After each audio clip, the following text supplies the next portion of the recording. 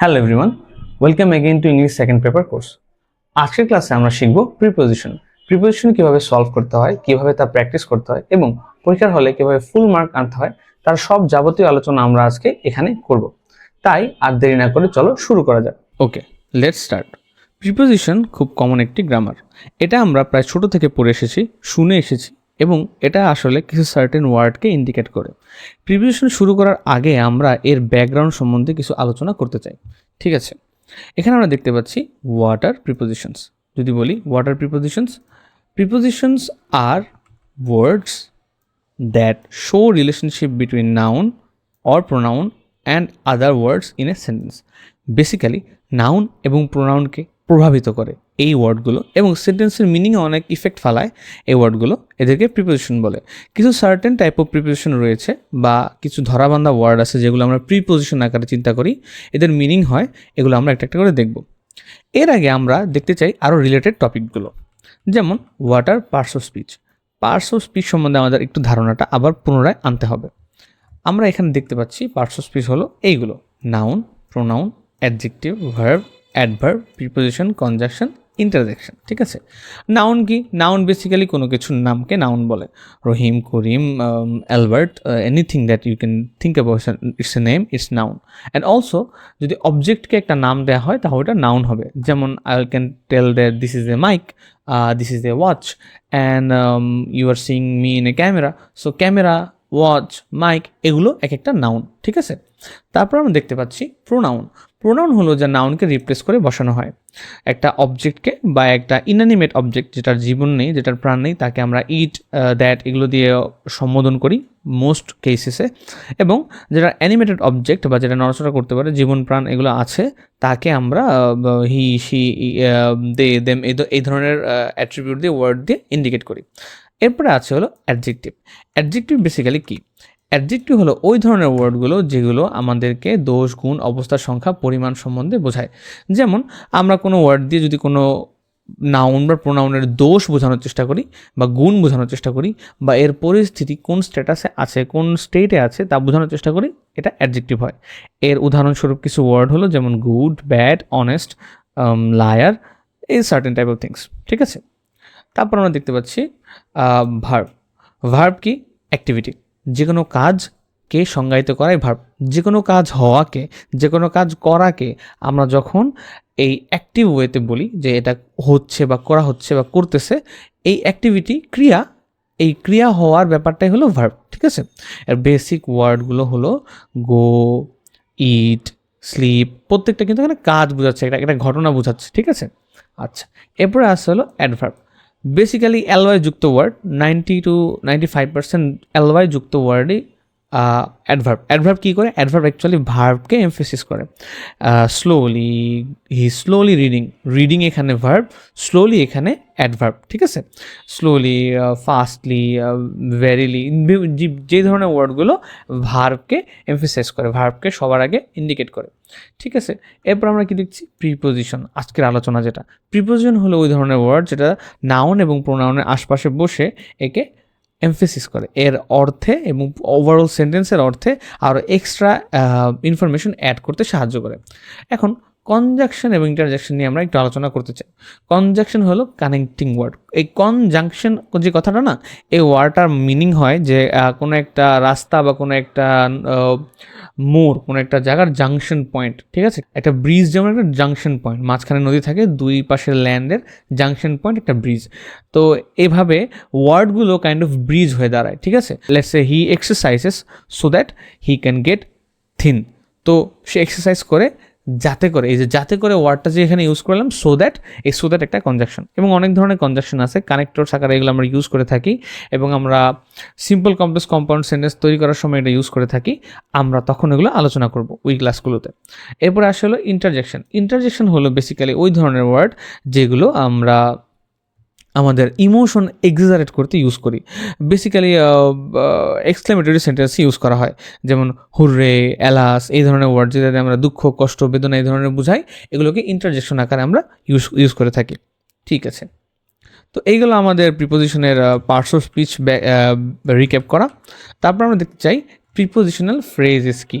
Prepositional phrases হলো আমরা এরকম ওয়ার্ড অনেক শুনে থাকি যে noun phrase, adjective phrase, adverb phrase, prepositional phrase, এইগুলোকে কি বলে? বেসিক্যালি কোনো প্রিপোজিশনের সাথে যদি এক্সট্রা ওয়ার্ড যুক্ত করা হয়, একের অধিক ওয়ার্ড হয়ে যায় 2, 3, 4, 5, তাহলে সেটা প্রিপোজিশনাল ফ্রেজ।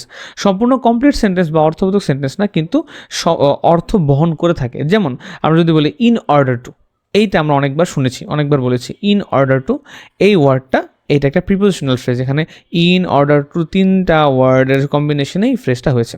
এটা নিয়ে আমরা আরও বিস্তারিত আলোচনা করব। বেসিক্যালি এইচএসসিতে তোমাদের এটা মেইনলি লাগে এবং এসএসসিতে কিছু কিছু কোয়েশ্চেন সলভ করার জন্য লাগে, তা আমরা দেখব। আচ্ছা, এরপর আমাদের জন্য আলোচনার জন্য কি আছে? Influence in grammar. Again prepositional influence অনেক গ্রামাটিক্যালি, বিশেষ করে নাউন এবং প্রোনাউনের উপর এটা মারাত্মক এমফেসিস ফালায় এবং সেন্টেন্সের অর্থ চেঞ্জ করার ক্ষেত্রে অনেক ম্যাটার করে থাকে। আচ্ছা, এরপর আমাদের কি আছে? Difference in meaning and context. আচ্ছা, এখানে একটু বিস্তর আলোচনা করার ব্যাপার আছে। Different in meaning and context, কিছু কিছু প্রিপোজিশনের মিনিং এক, কিন্তু মিনিং এক হওয়া সত্ত্বেও সেই প্রিপোজিশনগুলো বিভিন্ন জায়গায় বিভিন্ন রকমভাবে ইউজ করা হয়। যেহেতু মিনিং এক এবং স্পেলিং এক থাকা সত্ত্বেও এদেরকে ডিফারেন্ট ডিফারেন্ট সেন্টেন্সে ডিফারেন্ট ডিফারেন্ট প্রিপোজিশন ইউজ করা হয়, এই কারণে এদের কনটেক্সট আলাদা বলা যেতে পারে, এদের কনটেক্সটটা আলাদা বলা যেতে পারে। তাই আমরা বলতে পারি যে মিনিং এক হলেও কনটেক্সট ভিত্তি আলাদা হলে তাকে আমরা বিভিন্নভাবে ইউজ করে থাকি, বিভিন্ন জায়গায় বিভিন্ন প্রিপোজিশন ইউজ করে থাকি।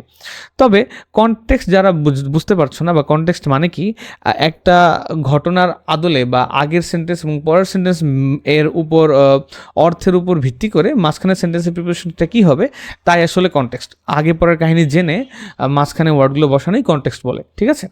আচ্ছা, এরপর আমরা আসি প্র্যাকটিসের ক্ষেত্রে making sentence with preposition.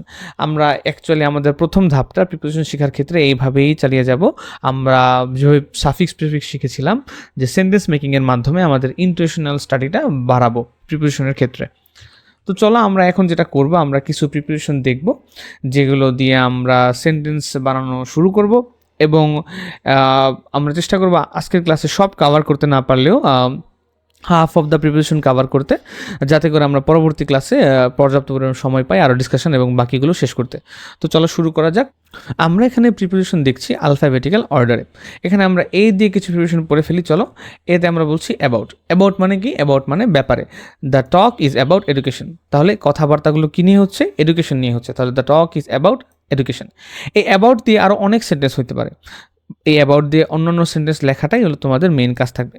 Again suffix প্রিফিক্সের ক্লাসের মতো তোমরা এই ক্লাসে খাতা কলম নিয়ে বসতে আমার সাথে প্র্যাকটিস করতে পারো, লিখতে পারো।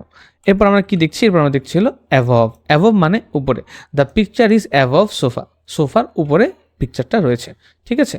অ্যাক্রস মানে কি? অ্যাক্রস মানে ওই পারে। অ্যাক্রস মানে ওই পারে। He swam across the river. Swam মানে হলো সাঁতার কেটেছিল, পার করেছিল। কি করেছিল? সাঁতার কেটে সে নদীটা পার করছে, এই পার থেকে ওই পার গেছে। তাহলে এটা কি হলো? তাহলে এটা কি হলো? Across the river. তারপর আমরা কি দেখছি? দেখছি হলো আফটার। আফটার হলো আমাদের আরেকটা প্রিপারেশন। আফটার মানে পরে। We met after school. আমরা স্কুল শেষে দেখা করেছি। তারপরে আমরা দেখছি অ্যাগেইনস্ট। অ্যাগেনস্ট মানে কি? অ্যাগেনস্ট মানে বিপরীতে। হি স্টুড অ্যাগেনস্ট দ্য ওয়াল। এখন সে ওয়ালের বিরুদ্ধে মারামারি করতেছে না। কিছু কিছু সময় আমরা ওয়ালে বা কোনো একটা অবজেক্টে হেলান দিয়ে বসি, হেলান দিয়ে দাঁড়ায় থাকি। তো এখানে হেলান দিয়ে দাঁড়ানোটা অবজেক্টের অ্যাগেনস্টে হয়, বিপরীতে হয় ধাক্কাটা। তাই এখানে এই অর্থটা প্রকাশ করা হচ্ছে। He stood against the wall, leaning against the wall. আচ্ছা, এরপর আমরা বলতেছি অ্যালং। অ্যালং মানে পাশে বা সাথে। She walked along the road. সে রাস্তার সাথে, আমার সাথে বা রাস্তার সাথে দিয়ে হাঁটছে, রাস্তার পাশ দিয়ে হাঁটছে, ঠিক আছে? এরপর হলো অ্যামিড। অ্যামিড মানে মধ্যকার। অ্যামিড এবং অ্যামং দুইটার মিনিংই same. Stay calm amid pressure. প্রেশারের মধ্যে কাম থাকতে হবে, ঠান্ডা থাকতে হবে, মাথা ঠিক রাখতে হবে। He is among my friends. সে আমার বন্ধুদের মধ্যে একজন। সে আমার বন্ধুদের মধ্যে একজন, ঠিক আছে? এরপর আমরা কি দেখছি? অ্যারাউন্ড। অ্যারাউন্ড মানে কি? দে স্যাট অ্যারাউন্ড দ্য টেবিল। তারা টেবিলের আশপাশে বসেছিল, টেবিলটা জুড়ে বসেছিল। অ্যাজ। অ্যাজ মানে যেমন বা যেহেতু। এখানে অ্যাজ ইউজ করছে। যেমন he works as a driver. সে একজন ড্রাইভার হিসেবে কাজ করে। He works as a driver. At দিয়ে আমরা লিখছি তে বা সেখানে। I am at home. আমি বাসায় আছি। I am at home. তারপর আমরা বি দিয়ে কিছু প্রিপারেশন পড়ে ফেলি। বিফোর। বিফোর মানে শি অ্যারাইভড বিফোর মি। ও আমার আগে পৌঁছেছে। বিহাইন্ড। বিহাইন্ড মানে কি? পেছনে। The dog is behind the door. দরজার পিছনে, দরজার ওপারে কুকুরটি রয়েছে। বিলো। বিলো মানে নিচে। The temperature is below 0, temperature বা তাপমাত্রা 0 ডিগ্রি থেকে নিচে, 0 থেকে নিচে। বিনিথ মানেও এখানে নিচে বোঝায়। এখন বিনিথ মানেও নিচে বোঝায়, বিলো মানেও নিচে বোঝায়, কোন সিচুয়েশনে কোনটা ইউজ করব। অ্যাকচুয়ালি বিনিথ মানে বিলো মানে কোনো কিছুর নিচে জেনারেলি বোঝায়, ঠিক আছে। এটা নিচে অনেক নিচে, মোটামুটি নিচে থাকতে পারে, একটা নির্দিষ্ট দূরত্বে, অনেক গভীরে এরকম না। বিনিথ মানে বোঝায় কোনো একটা সারফেস রয়েছে তার ঠিক নিচে, অথবা কোনো একটা অবয়ব পর্দার মতো রয়েছে সেটার নিচে কোনো একটা কিছু আছে, অথবা অনেক ডিপ কোনো, অনেক গভীরে কোনো কিছু আছে, সেটা বোঝাতেও বিনিথ ইউজ করা হয়, ঠিক আছে। এটা হলো কনটেক্সটের ডিফারেন্স। তো বিনিথ দিয়ে আমরা কী পড়ছি, বিনিথ মানে it is beneath the carpet. এই যে এখানে একটা কার্পেটের সারফেস রয়েছে, it is beneath the carpet, কার্পেটের নিচে রয়েছে। বিসাইড মানে পাশে, হি স্টুড বিসাইড মি, সে আমার পাশে দাঁড়িয়েছিল। বিটুইন মানে মধ্যকার, the book is between two chairs, দুইটা চেয়ারের মাঝখানে একটা বই রাখা, the book is between two chairs. আচ্ছা, এরপর হলো বিয়ন্ড। বিয়ন্ড দিয়ে বেসিক্যালি বোঝায় হলো অনেক দূরবর্তী কোনো কিছুর ক্রস করে। Let's say beyond the tunnel, একটা অনেক সরু একটা লম্বা টানেল, টানেলের ওই পারে কী আছে, ওইটা আমরা বোঝানোর জন্য বিয়ন্ড ইউজ করতে পারি। Beyond the tunnel, what is beyond the tunnel, এটা বোঝানোর জন্য আমরা ওই পারে ইউজ করতে পারি। The mountain are beyond the river, মানে নদীটা ক্রস করে, নদীটা পার করে তারপরে mountain, the mountains are beyond the river. তারপর আমরা দেখতে পাচ্ছি বাট। বাট মানে কি, এভরিওয়ান, বাট মানে হলো কিন্তু, এভরিওয়ান বাট জন কেম, এখানে সবাই এসেছিলো কিন্তু জন আসেনি, এইটা হলো বোঝানোর জন্য এখানে বাটটা ইউজ করা হয়েছে। এটা হলো কনটেক্সচুয়ালি সেন্টেন্সটাকে ট্রান্সফর্ম করে। মনে রাখতে হবে ইংলিশ এবং বাংলার হুবহু ট্রান্সলেশন সবসময় একই রকম হয় না। সবাই এসেছে কিন্তু জন আসেনি, এটা এই বাংলা ওল্ড সেন্টেন্সটা বোঝানোর জন্য এখানে আমরা এভরিওয়ান বাট জন কেম এইটুকু লিখতে পারি ইংলিশে। তারপর আমরা পাচ্ছি বাই। বাই মানে হলো দ্বারা, ইট ওয়াজ ডান বাই হিম, এই কাজটা তার দ্বারা করা হয়েছিল। তারপর আমরা দেখছি ডি দিয়ে কিছু প্রিপোজিশন, সি দিয়ে নেই। আর ডিসপাইট, ডিসপাইট মানে সত্ত্বেও, despite rain we went out, despite rain we went out. Despite এর সাথে আরও একটি ওয়ার্ড আমরা প্রায় দেখি, ইনস্পাইট। যখন ইনস্পাইট আমরা ইউজ করি, আমরা সবসময় লিখি ইনস্পাইট অফ, তারপরে আমরা যে ভার্বটা লিখি এর সাথে আইএনজি যুক্ত করি। যখন ডিসপাইট লিখি তখন আমরা কোনো এক্সট্রা প্রিপোজিশন অ্যাড করি না, এবং এর সাথে শুধুমাত্র যে ভার্বটা অ্যাড করি সেই ভার্বটাকে আমরা আইএনজি যুক্ত করি না। তাহলে কি লিখলাম আমরা, despite rain we went out, বৃষ্টি হওয়া সত্ত্বেও আমরা বাইরে গিয়েছিলাম। তারপরে আমরা কি লিখছি, ডাউন। ডাউন মানেও নিচে, he walk down the hill, সে পাহাড়ের দিকে নিচে নিচে নামলো, নিচে হেঁটে নামলো, he walked down the hill. তারপরে কি, ডিউরিং। ডিউরিং মানে জুড়ে, he slept during the class, মানে ক্লাসের সময়, ক্লাস চলাকালীন সে ঘুমিয়েছে। আমরা দেখছি এখানে এক্সেপ্ট। এক্সেপ্ট মানে এটা বাদে, অল কেম এক্সেপ্ট হার, ও বাদে বাকি সবাই এসেছিল। তারপর আমরা দেখছি ফর, খুবই common preposition, this gift is for you, এই গিফটটা, এই উপহারটা তোমার জন্য, this gift is for you. আমরা দেখছি ফ্রম। ফ্রম মানে হলো থেকে, হি কেম ফ্রম স্কুল, সে স্কুল থেকে এসেছে। আমরা দেখছি এখানে ইন। ইন মানে হলো এখানে বা তে বা মধ্যে। The pen is in the box, the pen is in the box, কলমটি বাক্সের মধ্যে। ইনসাইড মানে হলো ভিতরে, ইন এবং ইনসাইড অলমোস্ট একই মিনিং করে। The cat is inside the room, বিড়ালটা রুমের ভিতরে, ঘরের ভিতরে। ইনটু মানে হলো মধ্যকার, কোনো কিছুর ভিতরে ডুবে যাওয়া বা পড়ে যাওয়া, এই টাইপের কনটেক্সটে ইনটু ইউজ করা হয়। She went into the house, কোনো কিছুর ভিতরে ঢুকে গেছে, she went into the house, সে ঘরের ভিতরে ঢুকে গেছে। ইন, ইনসাইড এবং ইনটু কাইন্ড অফ একই রকম মিনিং প্রকাশ করে। আচ্ছা, তো আজকের ক্লাসটা আমরা এইটুকুই রাখতে চাই। এখানে অনেক প্রিপোজিশন রয়েছে যেগুলো দিয়ে আমরা মিনিং এবং কনটেক্সট অনুসারে সেন্টেন্স বানিয়ে তা হুবহু প্র্যাকটিস করতে পারি। আমাদের আজকের ক্লাস শেষে, শুধুমাত্র আজকের ক্লাস শেষে হোমওয়ার্ক থাকবে যে আমরা এই যতগুলো প্রিপোজিশন পড়লাম, এই প্রিপোজিশনগুলো দিয়ে আমরা প্রত্যেকটা দিয়ে একটা করে সেন্টেন্স লিখব, সেন্টেন্সগুলোর মিনিং বোঝার চেষ্টা করব, এবং এই সেন্টেন্সগুলো ঠিকমতো লেখার পর আমরা পরবর্তী ক্লাসে অন্যান্য প্রিপোজিশনগুলো দেখব, অন্যান্য সেন্টেন্সগুলো বানানোর চেষ্টা করব। তো আজকের ক্লাসটা আমরা এখানে শেষ করছি। হোপফুলি তোমরা সবাই তোমাদের হোমওয়ার্কগুলো, প্র্যাকটিসগুলো ঠিকমতো করবে। তো এটা ছিল প্রিপোজিশনের উপরে তোমাদের প্রথম ক্লাস। যে হোমওয়ার্কগুলো দেওয়া হয়েছে সেগুলো তোমরা ভালোভাবে প্র্যাকটিস করবে। নেক্সটে আমরা প্রিপোজিশনের সেকেন্ড ক্লাস নিয়ে দেখা করছি।